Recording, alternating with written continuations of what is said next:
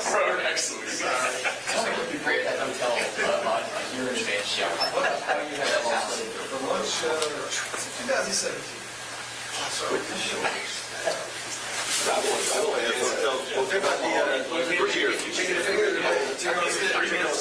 think it would make sense. Every year.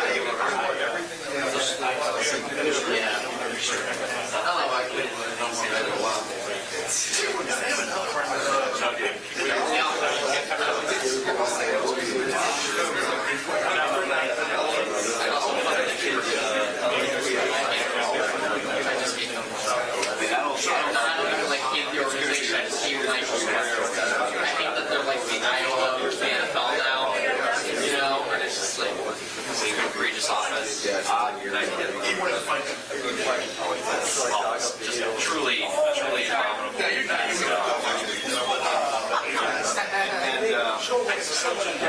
They can't keep getting away with this.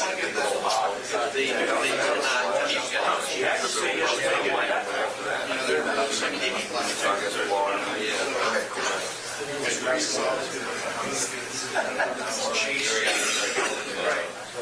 We might get something because Chase Young is like there's so many. They're like they're going to be guys who are and Shane is his not even big national. Are you good? I am. We'll have nobody there. Actually, freaking cool. I thought it might seem that the thing is not worth it. When you have something out of the week, Yeah, I mean, that thing this is the vibe I know where you got even that out. Probably that's kind of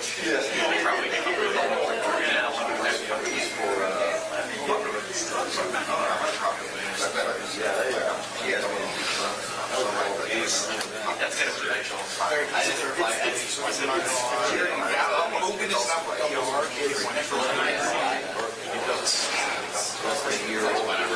we go.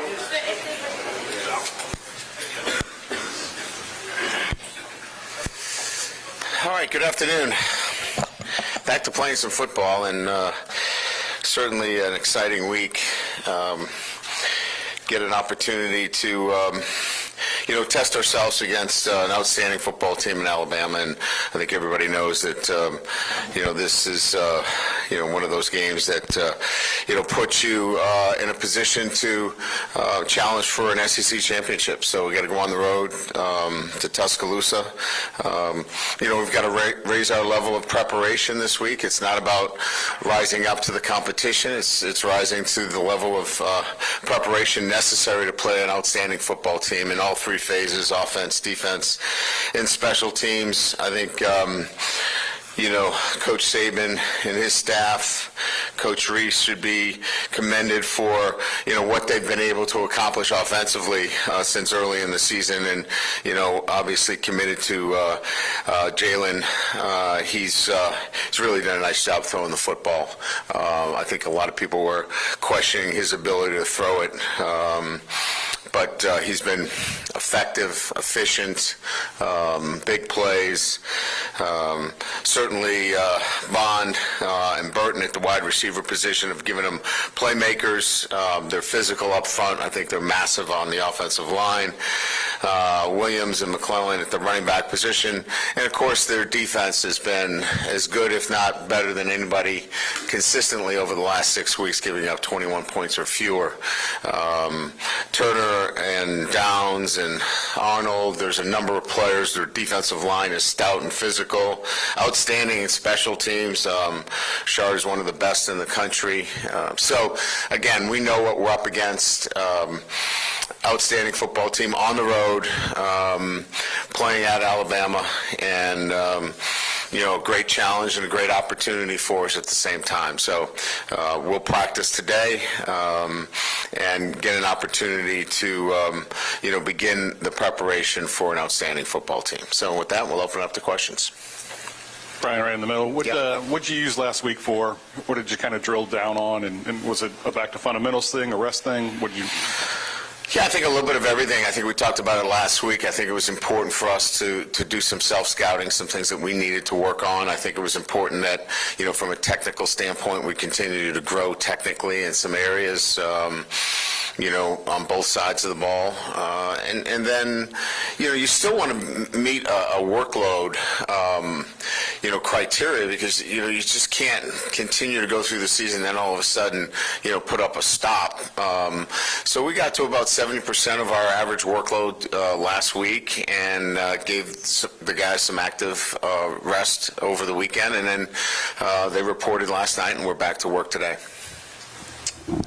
Hey, Brian, could you talk a little bit about your relationship with Tommy Rees? I know you tried to get him to come here with you, but then also when you watch Alabama on film, you'd see things that look familiar when you two were at Notre Dame together. Yeah, I mean, obviously there's a connection there. He played for me. We've got a deep connection relative to a player-coach relationship, and then a respect for him as a coach and what he's done in this profession at an early age. He's somebody that I have a lot of respect for and what he's done, certainly at Notre Dame, and then in a very short time taking an offense and transforming it quickly during the season. He's a competitor. He always was as a player, and you can see that as a coordinator. His teams are going to be physical. They're going to run the football. They're going to push the ball down the field, and they're going to, more than anything else, they're going to utilize their personnel as he'll mold the offense to fit the personnel. And I think that's what smart coaches do, and he's an outstanding football coach. Hi, what can you say about the work ethic and the attitude of the players going into one of the toughest games of the season? Well, they've exhibited a great work ethic. I think any program is built on a standard of work, and look, I mean, this game requires an incredible commitment, and so our players have been committed to that end, and certainly it takes more than just a work ethic. It takes a consistency week in and week out, and I like our mindset. Our team understands that it's more than just coming into work. It's working efficiently, purposely, and I think that they've done that over the past year and a half, where they've understood that it's not just about working, it's about working purposely. Hey, Coach, could you update the availability of Deuce, Denver, and Zy ahead of this weekend? And I guess Ashton Stamps, where he's at with his rehab of injury. Deuce is not available. Denver's not available. Zy is not available. Ashton Stamps will practice today.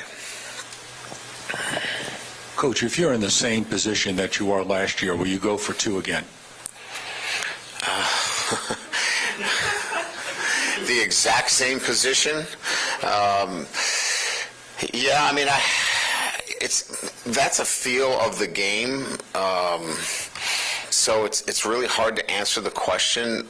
I felt like the game itself was such that our guys were executing at such a high level that was kind of what prompted that decision. So I think from my perspective, it's really about a gut feeling at the time, more so than what's the perfect scenario. And I think the feeling was that we were executing at a high level at that time. It was time to go for it. Coach, right here. There's a lot of inexperience in the defensive backfield. What have you seen from them during the bye week coming into a big game like this? Well, they've been around long enough now. I mean, I think you're into the season now, 8 games. They had some time here in camp, and some we had some mid-year enrollment. So to say that they're inexperienced, yes, they haven't played a lot of SEC games, but they know what they're doing. They understand our techniques. They know what's expected of them. we're in a position where we feel comfortable and confident that they can go out and get the job done.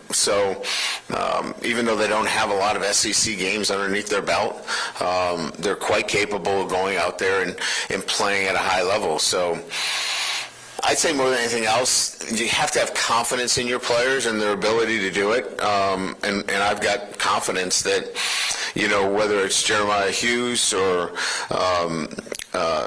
David Toviano, Ashton Stamps, all three of those freshmen can go out and play at the level necessary for us to win a championship. Coach, is it harder these days than win at all costs and pressure to win to stick to your long-term vision of a program and the guys and the standard that you want to live up to, as opposed to the short-term gain of maybe playing somebody to help you win a game? Well, it's never been a problem for me because I have a vision for our program, and the vision includes more than just winning. It includes developing excellence both on and off the field, and so we're certainly not there yet. We have to continue to grow relative to the identity of our football team. So I know I'm hired and fired on wins and losses, but I've never really worried about that. This is the fifth program I've taken over, and I've always built the program based upon excellence in the classroom and on the football field. And then that process has usually taken care of itself, and it's equaled success. So the question is a good question, but I don't think I've ever looked at it that way. And it helps when you have a 10-year contract, too. And so, again, that's not been my motivation in any way or shape or fashion. It's been much more about, developing a championship program in all of those facets, first and foremost. Hey, Coach, you complimented the Alabama offense with the way that they've sort of adapted from the beginning of the year to now. What have you seen specifically with Jalen Milroe and the way that he's adjusted from the opener to now? I think at first, there was this sense that he was just going to run all over the place, right? This is going to be a running quarterback, but he's not. I mean, he'll run and he can go from 0 to 60 as well as anybody. And he is a threat to run. There's no doubt about that. But he's going to stay in the pocket. He's going to throw the football. And the way they create offense is through a balance of running the football, formationing you so you can get some shots down the field. And he throws the ball well. I mean, he throws the ball well. And he can hit the open targets. He can push the ball down the field. And so I think what he's done really well is when he's been given the opportunity to take shots down the field, he's hooked up. He hasn't missed receivers. When they've created the opportunities, he's come through for them, and I think that's been impressive. Two, if I can. Your offense has clearly established what it's capable of. How much is this week about them not trying to be something they're not or trying to do something they're not because the game is obviously elevated? And then secondly, in the post-game video against Army, I think they gave you a game ball or something. You said something to the effect that, you're really enjoying your time here. This is maybe your most enjoyable time. I was just curious why. You alluded to the development of players. Is it because of kind of the development that you've seen this team from week one to kind of pull through?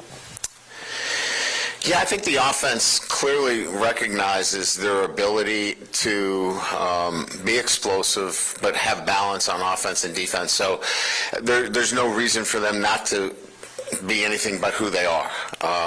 And so I think that there's a confidence level that, if they prepare the right way, if they stick to their process, that they're going to have success. And so I think that's been their mindset, is just practice and, put in the preparation the right way, and things will take care of themselves. what I was alluding to is essentially that this is a young group of players. We traveled 21 freshmen again this weekend. We had a slew of transfers come in on defense, and it was really a new group that we had to kind of, onboard, if you will, in the second season. And so just the development of the football team has been enjoyable. Watching the growth of the football team. They've done everything we've asked them to do. They have done the little things, and it's been hard. It's not been easy. There was a difficult loss to start the season. There was a very disappointing loss on the road, but they haven't backed down at all, and that's been enjoyable as a coach. Coach, right here in the middle, are there any other injuries to report, particularly maybe Makai Wingo? Yes, Makai had surgery. He is out for the season. Out for the season? Yes. So, well, I'd say this. The projections are 6 weeks, so we'll see where that, where that goes. Right, okay, and so on the D-line, who you're looking to fill that void, and how does his absence on the D-line sort of affect that group? Next man up, we'll rely on the rotation that you saw pretty much against Army. It'll be a similar rotation. Coach, do you ever have time or an interest maybe in the offseason to look at the history of the history of the rivalry, LSU, Alabama, or a series, or jump into that kind of history at all, even though, it might not even be important? No, Mike updates me. Mike is my local historian. He will, and as you know, he carries history very well because he's been here so damn long. He fills me in. How many years has it been? Since we played Alabama? No, that you've been here. 30. He's been here 30 years, so he is a resident historian. So, no, I think Mike does a great job of filling me in on a lot of the history of all of the games and during the year I learn about Mississippi State, the Auburn games, this Alabama game. And for me, it's exciting, right? Because I get immersed in, some of the great games and the great rivalries and the great names that have been part of this game. So I love it. I think it's exciting. And for me, because, I've been in the Midwest for most of my career, I catch just kind of, the highlighted games. And so to get filled in on some of the other ones has been really fun. I was wondering if ever, like after you finished the game at Notre Dame and got home, if you ever happened to catch any of an LSU-Alabama game over the years. Oh, heck yeah. I love watching college football, so it certainly would have been a game that I would have watched. I remember some of those slugfests when it was 10-3, 10-7, some of those tight games. Great defense on both sides of the ball, fighting for every inch. Just some classic games, and really enjoyed watching them. Coach, when Coach Saban speaks, he talks about the process and not outcomes, and I think you say a lot of the same things since you've gotten here. How much do you maybe see some similarities in terms of organization and your viewpoint on things, and do you observe other successful head coaches, read up on them, take notes to help yourself? Yeah, I think most head coaches that have been in this business clearly understand that, the process of what you do and how you do it is probably,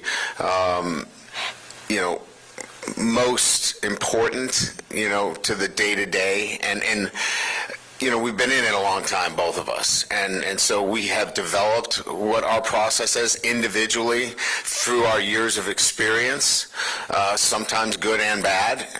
So he has shaped what his process is and how that has been so effective for him. And likewise, I've shaped the process that I use on a day-to-day basis based upon my experience. So I think you'll find that in many ways, coaches, focus in on a process instead of outcomes because it's so important to develop that with your team. Yeah, Brian, right here. with Nick, he's adapted to so many coordinators over the years, like every few years. How does a guy do that and just keep it consistent? Is that something that you kind of look at like, I don't know how he does that? That's a great question. I think it's been remarkable because, you're bringing in, a different personality, a different person.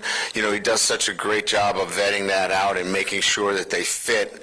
And clearly, what Nick talks about on a day-to-day basis, they have to obviously be in lockstep with him.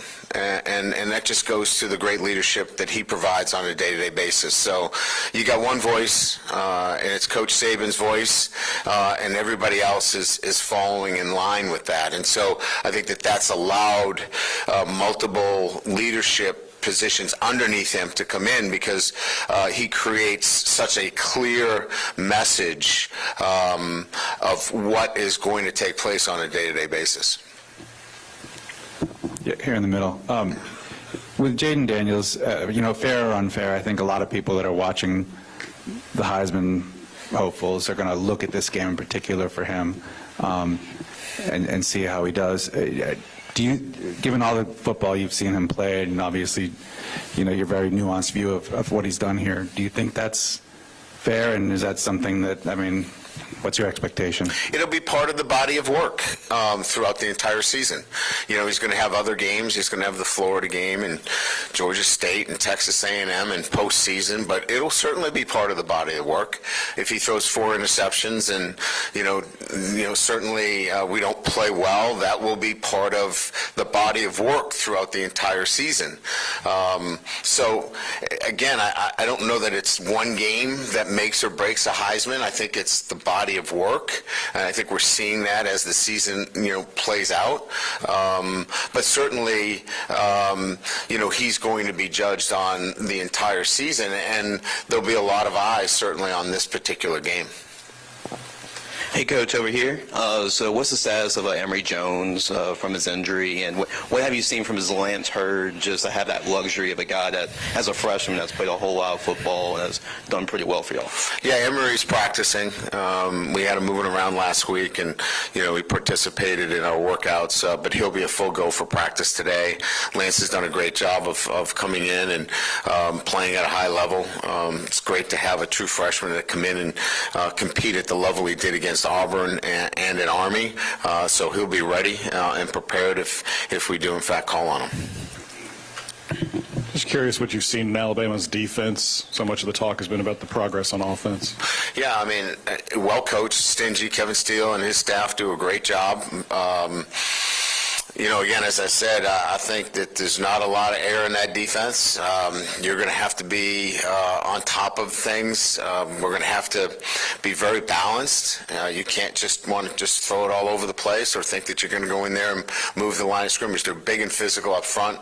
The linebacker play is outstanding. As I mentioned earlier, I think, Turner, Baswell on the edge, they're long and athletic. And look, they're both 6'3", 6'4", 240 pounds. And they create problems in the pass rush and certainly, can run and hit. So it's a really good football team. It's, again, as I said, I think it's the best defense in all 3 phases. And look, it's the challenge that an offense like ours, really is up for, and will have to play their best. But that's what this is about, right? Is you want to be your best when your best is needed, and our offense will have to be at their best when their best is needed. Just to confirm, Brian, Chestnut and Harris, any chance they could be eligible to play Saturday, or is that no, they're not playing. Okay. I'm sure a lot of LSU fans following our tweets and watching live probably freaking out a little bit about the fact that you have all these defensive backs out, and now Wingo is out for the rest of the season. How do you deal with this? Obviously, you got a great offense going, and this is not your first big game, but it's a big game, and you're missing some key pieces on your defense going. Yeah, clearly we'd love to have Wingo in the lineup, but he has an injury, and we're built for injuries. You can't be built for 11 players. We have depth. We have good players that will step up and be ready to play, and will play at a high level. So, again, it's part of football. In this game, if you lose one guy and you're not able to answer the bell, then you're not very good. We think we've got a good football team. We're going to miss them, but we have guys that will step up and compete at a high level. And Daniel, you're right. Talking about next man up, Jordan Jefferson, but also some backups like Paris Shan, Braden Swinson, have all played really well for y'all this year. What are your thoughts on those guys coming off the bench? Yeah, I think Jordan Jefferson's played at a high level. It's graded out probably as our best defensive tackle. Physical at the point of attack, uses his hands well. It's getting great separation. Gap integrity has been outstanding. It's playing really well. Paris Shan, technically very, very good.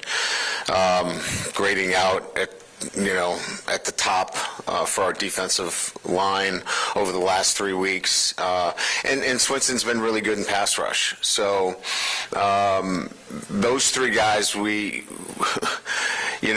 as much as it hurts that, we don't have a few of the guys that we got in the portal at the defensive back position, those three guys, and having Omar back too, makes a difference.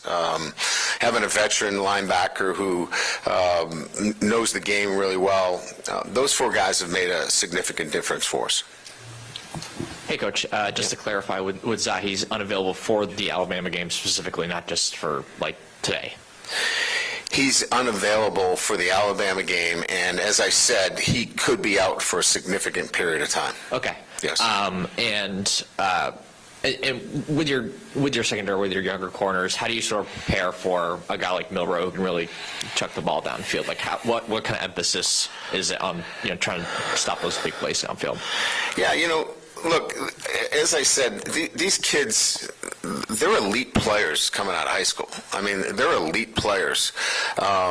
And now you're putting them in a position where they just have to be confident and trust their technique and trust what we've taught them. And so now it's taking that trust and putting it in from preparation to performance and playing emotionally at a level which allows them to do their job. And I think we've been at it long enough now where these guys are ready to go. They got no choice unless you're ready to go. I'm not sure. We could have a matchup problem. But these guys are ready to play. And look, they're young. Many have said inexperienced. I get it. They haven't played a lot of SEC games. But these guys are really good players. And they'll get out there and they'll compete. They'll compete for LSU. Just time for one more.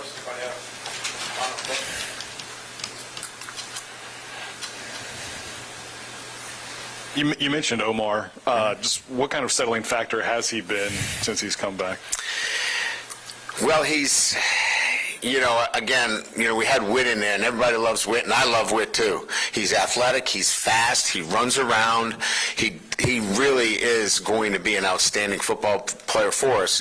Omar brings a settling influence out there with Greg Penn. You've got two veteran players that have seen it, done it, have played a lot of snaps. And as much as we talk about the back end of the defense that don't have a lot of snaps, it's nice to be able to come back and have two veteran linebackers in there communicating to the back end with two safeties that have played a lot of football. So we're really, looking at the veteran presence that he brings, and it's an added advantage for us in terms of having him on the field. Great. Thank you. I was going to ask you about Kofi's athletic ability, but that was a real question. Well, it's the Boston Marathon shirt threw me off there. He could be running all day, but He used to run. you're going to have to play the ball.